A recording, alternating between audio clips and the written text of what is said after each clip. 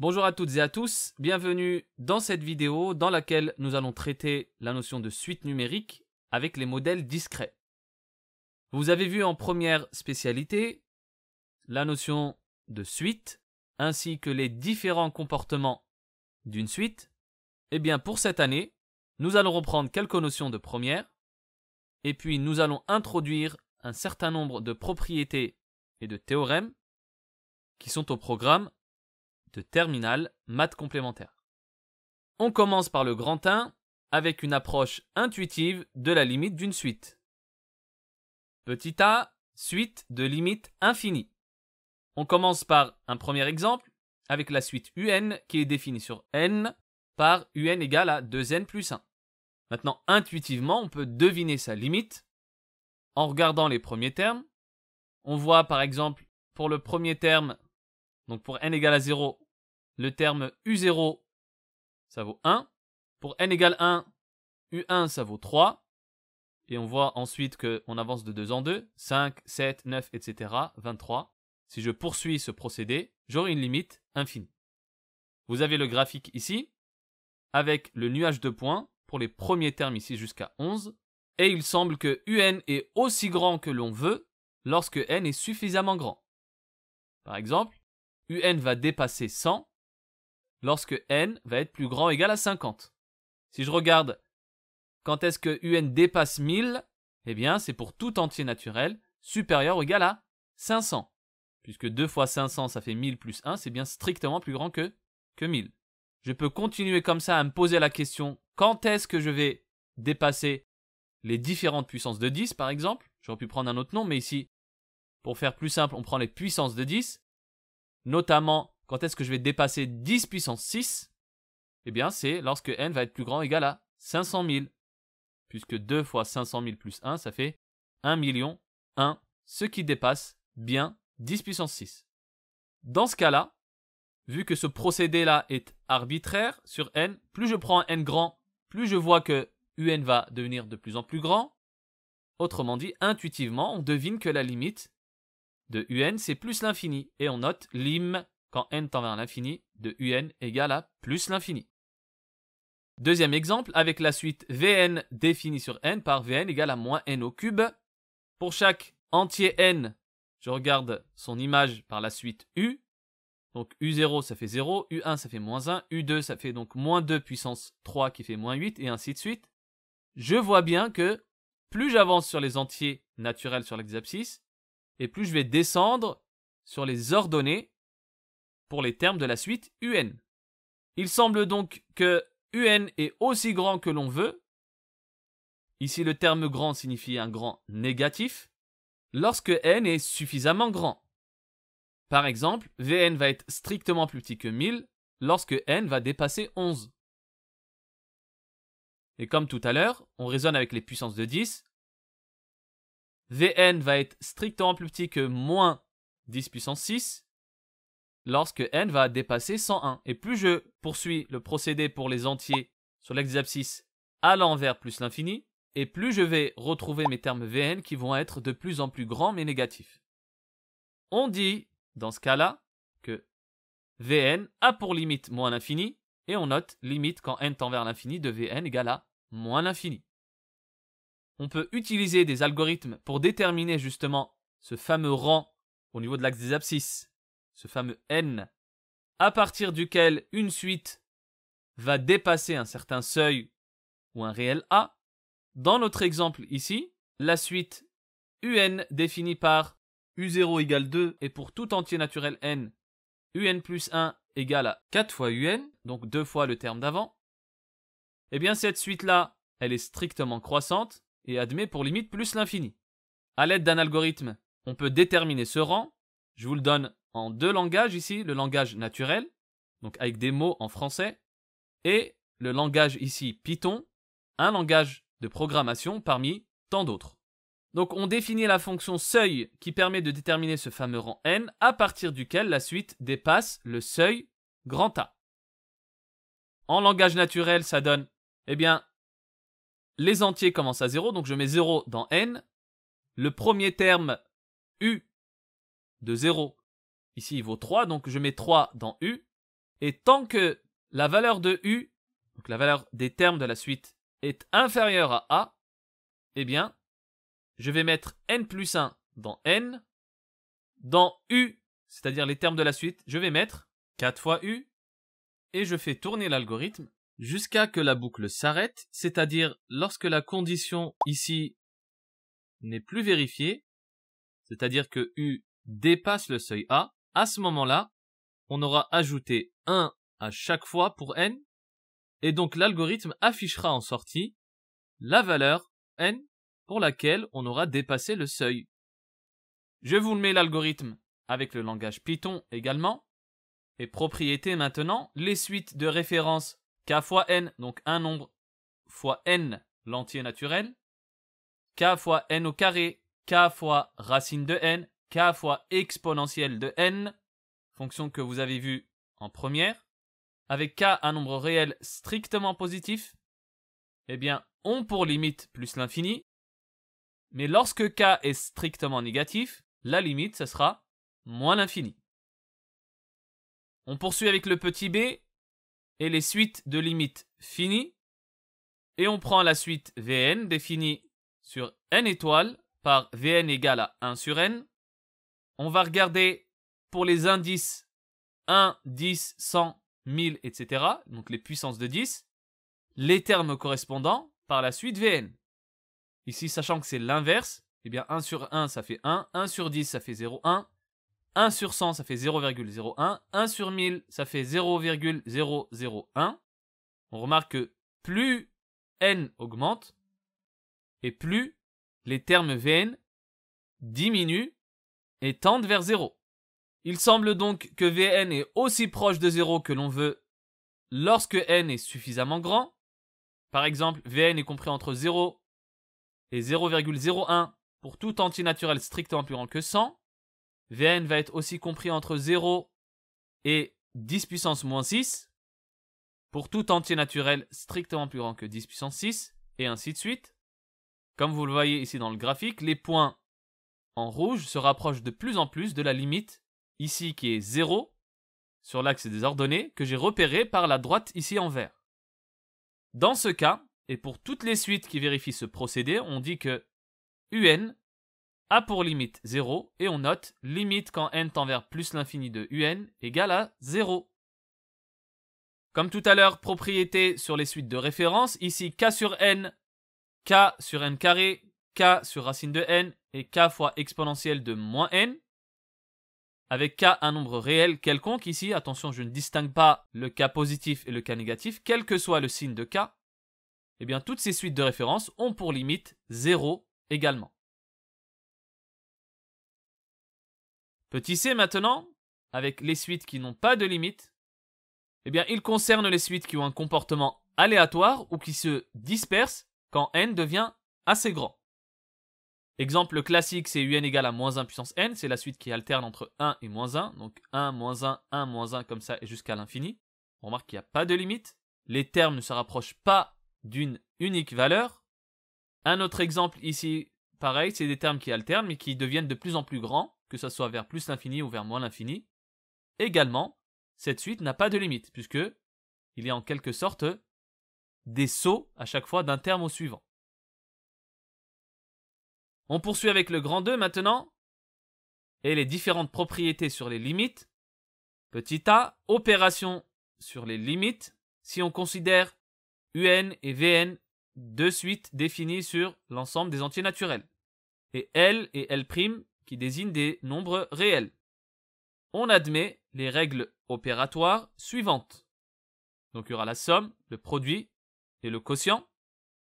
Eh bien, si limite de un quand n tend vers plus l'infini, ça vaut L, et que la limite de Vn quand n tend vers plus l'infini, ça vaut L', alors la limite de la somme des deux suites, un plus Vn, ça sera tout simplement L plus L', la somme des deux limites. Si maintenant un ça vaut L, la limite, et pour Vn ça vaut plus l'infini, si je fais la somme, L plus l'infini, ça donne plus l'infini. Pareil, lorsque la limite c'est L pour un et moins l'infini pour Vn, je fais la somme des deux, L plus moins l'infini, ça fait moins l'infini. Maintenant, si la limite de UN c'est plus l'infini, la limite de Vn c'est plus l'infini également, si on fait plus l'infini plus l'infini, ça donne plus l'infini. Alors normalement c'est 2 fois l'infini, mais 2 fois l'infini ça reste infini, avec un plus. Maintenant, dans le cas où la limite de UN c'est plus l'infini, et la limite de Vn c'est moins l'infini, attention ici, j'ai plus l'infini plus moins l'infini, ici je ne peux pas conclure, c'est ce qu'on appelle une forme indéterminée, notée FI. Il faudra transformer l'écriture pour soulever cette forme indéterminée et pour enfin déduire la limite. On verra ça dans les exercices. Et maintenant, dernier cas, si la limite de UN c'est moins l'infini, la limite de Vn c'est moins l'infini également, eh bien la somme des deux, moins l'infini plus moins l'infini, ça fait aussi moins l'infini. Maintenant pour le produit, si la limite quand n tend vers plus l'infini de UN, c'est un nombre réel L, et celle de Vn, c'est un nombre réel L', eh bien la limite du produit UN fois Vn, c'est tout simplement L fois L'. Encore une fois, L et L' ce sont des nombres réels, donc ce ne sont pas des nombres infinis. Alors pour tout ce qui vient dans les colonnes suivantes, on applique seulement la règle des signes. Pour la deuxième colonne, si L est strictement positif, qui est la limite de UN, et si la limite de Vn c'est plus l'infini, vous avez un nombre positif strictement fois plus l'infini, ça donne plus l'infini. J'ai appliqué la règle des signes par rapport ici au produit.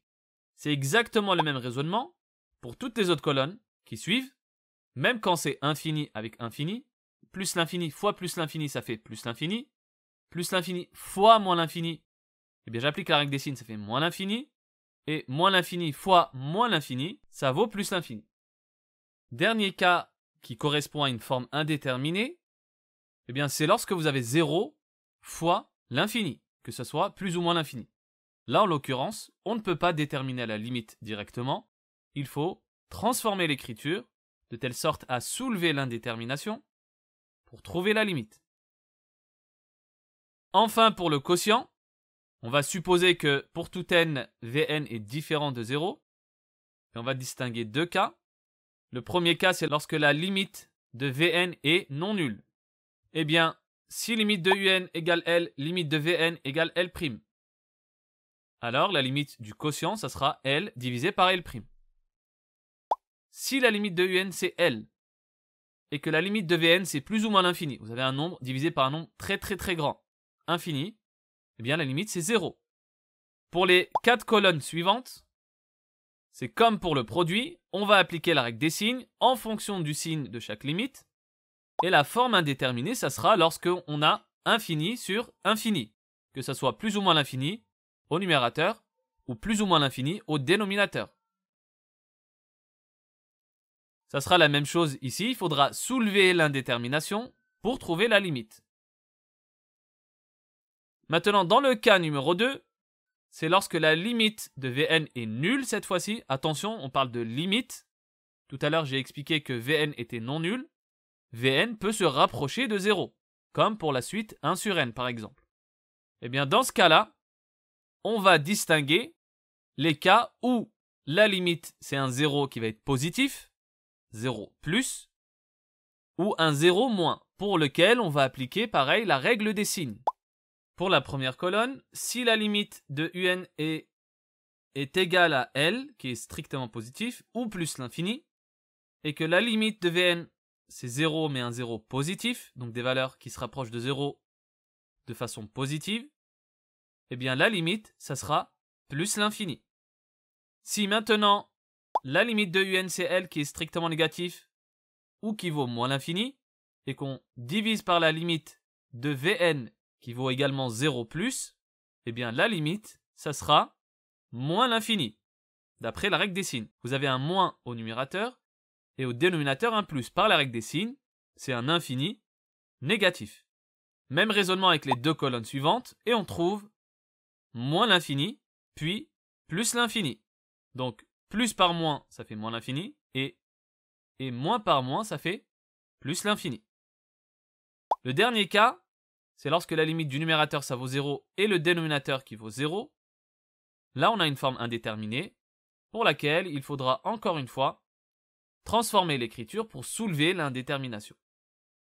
Donc pour résumer, dans les cas notés FI, forme indéterminée, on ne peut pas conclure immédiatement, il faut lever l'indétermination en changeant l'écriture. On passe au petit b avec le passage à la limite dans les inégalités, propriété qui est admise. Si vous avez une suite UN et VN qui sont toutes les deux convergentes, telles que UN est strictement plus petite que VN, alors, attention ici, la limite de UN est inférieure ou égale à la limite de VN. Exemple, on a représenté ici deux suites UN et VN qui convergent toutes les deux vers la valeur 3 et pour lesquelles, pour tout entier naturel, on a UN qui est strictement inférieur à VN.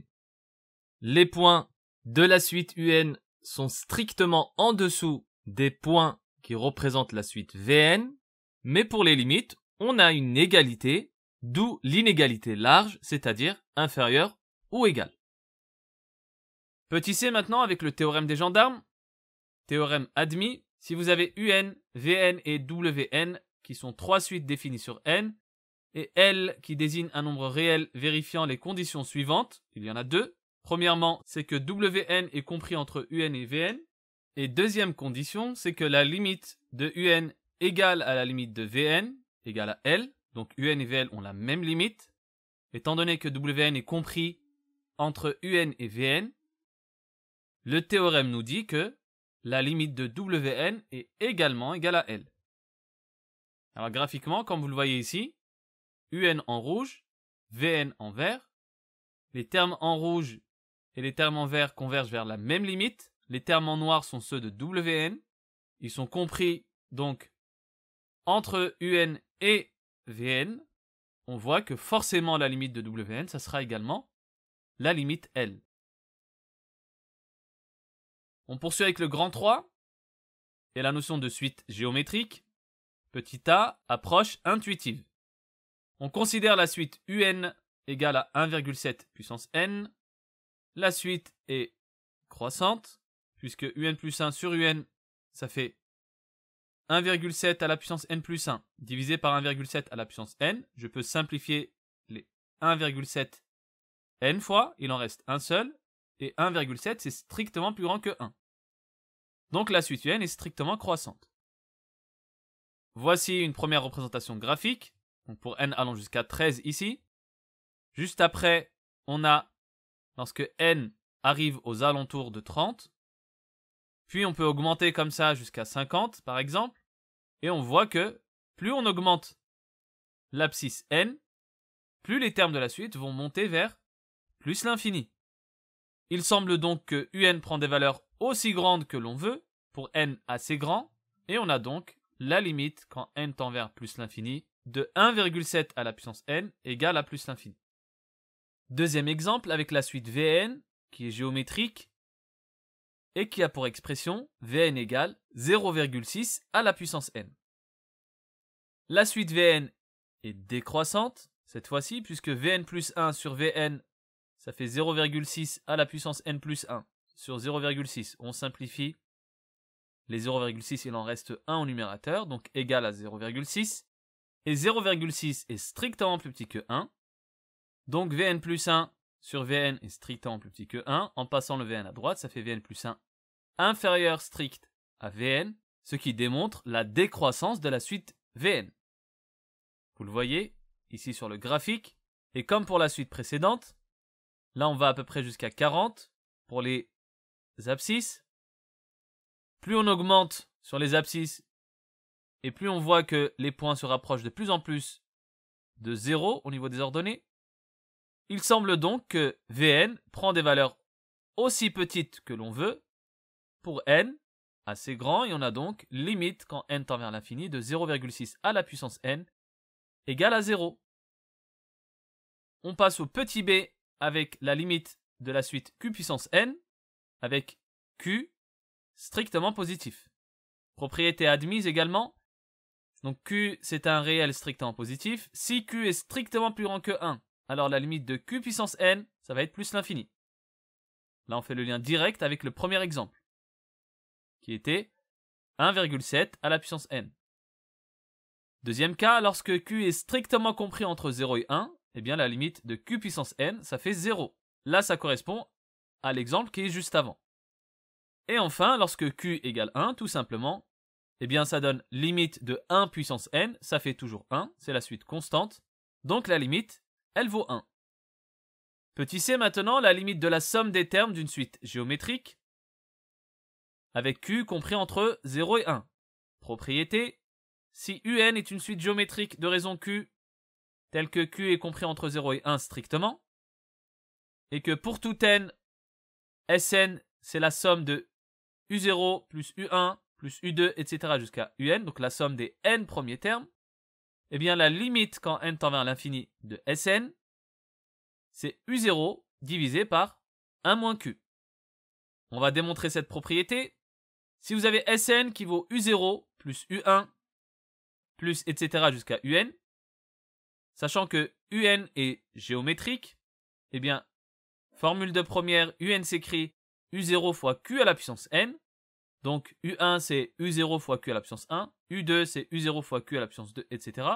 Donc Sn se réécrit u0 plus u0 fois q à la puissance 1, plus u0 fois q à la puissance 2, plus etc. plus u0 fois q à la puissance n. On voit qu'il y a un facteur commun à chaque terme qui est u0, je vais factoriser. Ça donne u0 facteur de 1 plus q au carré plus etc. plus q à la puissance n. D'après la formule, donc 1 plus q au carré plus q à la puissance n, que j'évoque dans la vidéo sur les suites numériques du programme de première spécialité, ça donne u0 facteur de 1 moins q à la puissance n plus 1 sur 1 moins q, que je vais réécrire comme étant u0 sur 1 moins q, le dénominateur je vais le déplacer vers la gauche, fois 1 moins q à la puissance n plus 1. Maintenant, comme q est compris entre 0 et 1, d'après le petit b, eh bien la limite de q puissance n plus 1, ça fait 0. Donc 1 moins q à la puissance n plus 1, quand je fais tendre n vers l'infini, ça fait 1 moins 0, c'est-à-dire 1. Et enfin, par produit, la limite de Sn, c'est u0 sur 1 moins q fois 1, c'est-à-dire u0 sur 1 moins q. Ce qu'il fallait donc démontrer. On termine donc par le grand 4 avec les suites arithmético-géométriques. Le petit a, ce sont les suites du type un plus 1 égale à a fois un plus b. Définition: une suite arithmético-géométrique est une suite un définie par la donnée d'un premier terme u0 et de relations de récurrence qui vérifient pour tout n appartenant à n, un plus 1 c'est a(un) plus b, où a et b sont deux nombres réels qui sont donnés. Alors on remarque des cas particuliers sur ce type de suite. Eh bien si a égale 0, ça fait un plus 1 égale à b, c'est-à-dire que un est constante à partir du rang 1, c'est-à-dire à partir de u1, puisque u0 il peut valoir 5 par exemple, et u1 ça peut être égal à 3, u2 ce sera 3, u3 ce sera 3, etc. Donc la suite est bien constante à partir du rang 1. Maintenant, si a est différent de 0 et que b égale à 0, on retrouve un plus 1 égale à a fois un, auquel cas la suite est une suite géométrique de raison a. Je vous renvoie encore une fois vers la définition de suite géométrique du programme de première spécialité. Et maintenant, si a égale 1, on a un plus 1 égale à un plus b, donc 1 fois un plus b. Et dans ce cas, nous avons une suite qui est arithmétique et de raison égale à b. Exemple, on définit la suite un par u0 égale à 2 et pour tout entier naturel supérieur ou égal à 1, un plus 1 égale à 0,5, un plus 4. Eh bien, u1 c'est quoi? C'est 0,5 fois le terme d'avant, c'est-à-dire u0 plus 4. Je remplace, ça fait 2 fois 0,5 plus 4 qui fait 5. u2 pareil, 0,5 fois u1 plus 4. Je remplace, ça donne 6,5. u3, etc. 7,25. Je peux poursuivre ainsi, mais il existe une façon assez commode de représentation graphique d'une suite arithmético-géométrique, c'est ce qu'on va voir ici dans le petit b.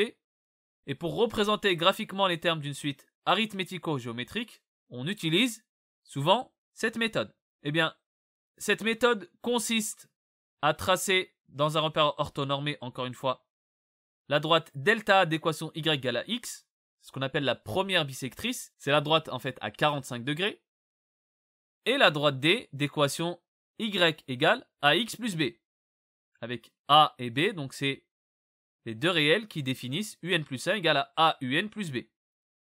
Donc ici, je trace ces deux droites, delta et la droite D. On place U0 sur l'axe des abscisses. Une fois que j'ai placé U0, eh bien U1, ça va être A fois U0 plus B, d'après la définition de la suite arithmético-géométrique. Ensuite, on réitère le procédé pour placer les termes suivants. On reprend l'exemple du petit a avec un plus 1 qui vaut 0,5 un plus 4. Eh bien, on représente les premiers termes de la suite un dans deux cas. Le premier cas lorsque U0 égale à 2 et dans le deuxième cas lorsque U0 égale à 12. Regardez ici, je place donc mon U0 sur l'axe des abscisses qui vaut 2. Je vais monter sur la droite D, je regarde l'image, ça me donne U1. Maintenant U1, je vais le reporter sur l'axe des abscisses. Donc je vais me positionner cette fois-ci sur la droite en bleu, la droite delta y égale à x, et je redescends, ça me place mon point U1. Ensuite, je monte sur la droite en orange, la droite D, ça me donne le U2 en ordonnée. Je veux repositionner le U2 sur l'axe des abscisses. Je vais donc sur la droite en bleu, delta égale x, je redescends, ça me donne U2. Maintenant, pour avoir l'image de U2, je monte sur la droite orange, ça me donne U3. Et ainsi de suite, en poursuivant, ainsi, on construit ce fameux petit escalier, ici, de couleur verte. Ça, c'est dans le cas où U0, il vaut 2. Maintenant, si je change, le premier terme de la suite, je prends U0 qui vaut 12, eh bien, même raisonnement, je vais à 12 sur l'axe abscisse, je monte sur ma droite en orange, y égale à ax plus b, donc c'est-à-dire la droite D. Je regarde l'image de U0 qui vaut U1. U1, je vais le repositionner sur l'axe abscisse, donc je vais repartir sur la droite en bleu et je le repose ici. Une fois que j'ai reposé U1, je regarde son image par la droite D cette fois-ci, donc sur la droite en orange, et ainsi de suite comme ça. Donc image de U1, ça fait U2, que je repositionne sur l'axe abscisse. Je regarde son image U3, que je repositionne sur l'axe des abscisses, et ainsi de suite. Donc pour la suite, cette fois-ci, avec U0 égale à 12, on a un escalier qui est en rouge, et on voit que ces deux escaliers-là se rapprochent tous les deux du point ici en noir d'abscisse 8. Autrement dit, les termes de la suite UN, qu'ils soient en vert ou en rouge, se rapprochent de la même limite qui vaut ici égale à 8. Lorsque U0 égale à 2, il semble que la suite est croissante. Vous voyez, U0, puis U1 c'est au-dessus, puis U2, pareil, encore au-dessus, U3, etc. Et on voit que ces termes-là se rapprochent de plus en plus de la limite qui vaut 8. Le fameux point ici en noir d'abscisse 8. Lorsque U0 maintenant égale à 12, il semble que la suite est décroissante. Vous voyez U0 ici. Ensuite, je descends à U1. Je redescends encore à U2. Je redescends à U3 et ainsi de suite. Et pareil, la limite est la même et elle vaut 8 également. Voilà à peu près donc le contenu du cours sur les suites et les modèles discrets, donc du programme de maths complémentaire. Je vous remercie d'avoir écouté la vidéo. N'hésitez pas si vous avez des questions et je vous dis à bientôt.